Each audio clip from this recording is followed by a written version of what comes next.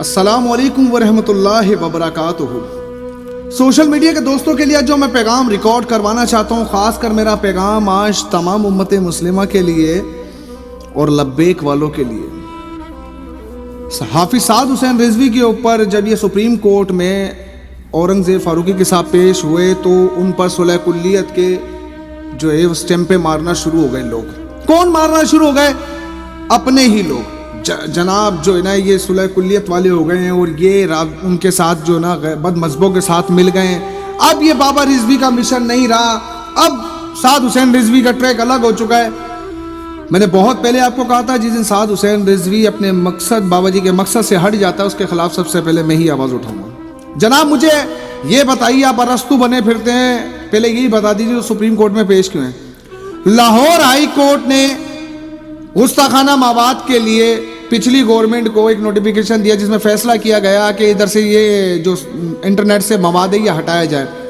الٹا پچھلی گورنمنٹ نے اسی کے خلاف جو ہے وہ اپیل دائر کر دی۔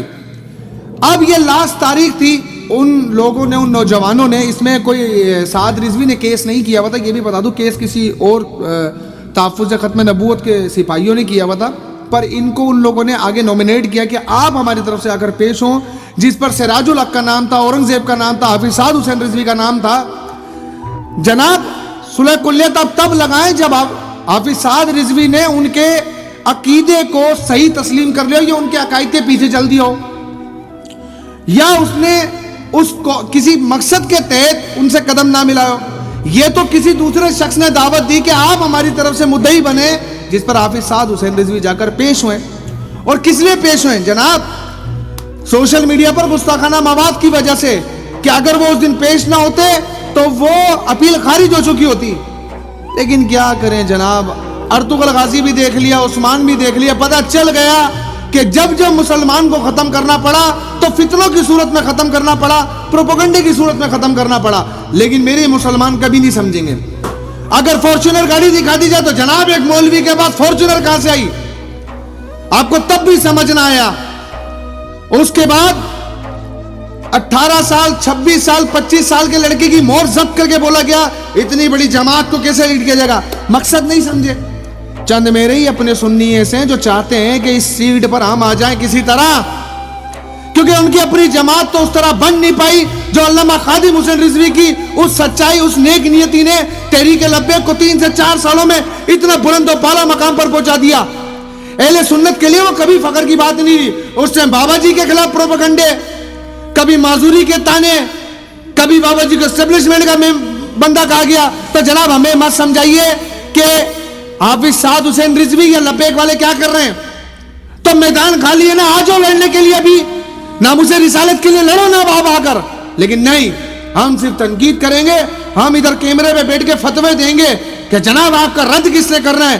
26 سال کے لڑکے نے کیا کیا ہے؟ 2 دفعہ دھرنے تو دیے، پھر کبھی کہتے ہیں ہم سے مشورہ کر لیا جاتا تو اس طریقے سے لاشیں تھوڑی اٹھانی پڑتی۔ جناب آپ کیا اس سیٹ پہ آنے کی جنگ کی وجہ سے پیچھے سے یہ کام کر رہے ہو کیا؟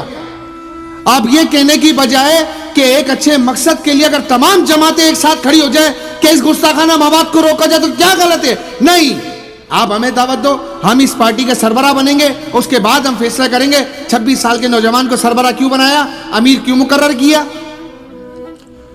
یہ مقصد صرف یہ کہنے کا ہے کہ بابا جی کے وقت پر بھی اہل سنت کے کئی لوگ آئے، بابا جی نے اس وقت بھی ان کو کہا کہ چلے جاؤ۔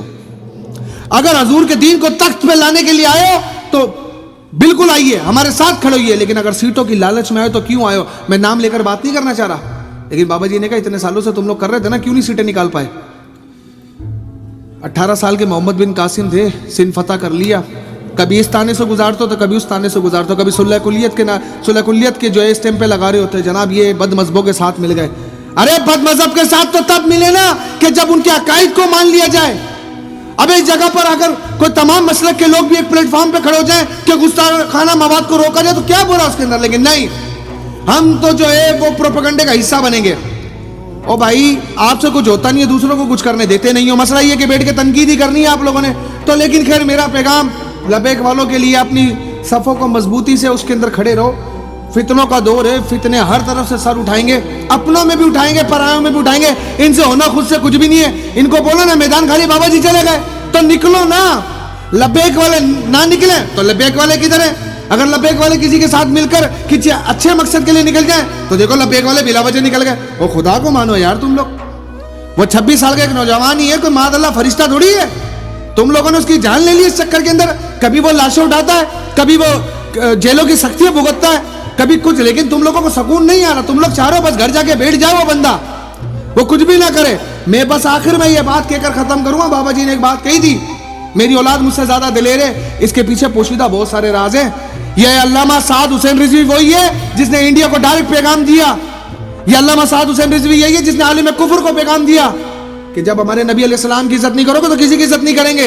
ये साद हुसैन रिजवी वही है जो फैजाबाद में 4 दिन बाबा जी ने जिसका हाल अपने 2 नौजवानों का नहीं पूछा, नस रिजवी का और साद हुसैन रिजवी का, कि मर गए कि जिंदा है, वो उसी जंग में मौजूद थे। तो मेरी इन लोगों को सोचना चाहिए। मैं इससे ज़्यादा क्या बोलूँ, मुझे भी तो शर्मिंदगी होती है, मैं किसके खिलाफ बोलूँ, मेरे अपने ही ऐसे, तो मैं क्या बोलूँ किसी और को। अब तो वो भी इस लाइन में शामिल हो चुके हैं। खैर अपनी राय कमेंट सेक्शन में दीजिएगा। मिलते हैं अगली वीडियो में, तब तक के लिए अपना बहुत सारा ख्याल रखिएगा। अस्सलाम वालेकुम व रहमतुल्लाहि व बरकातुहू।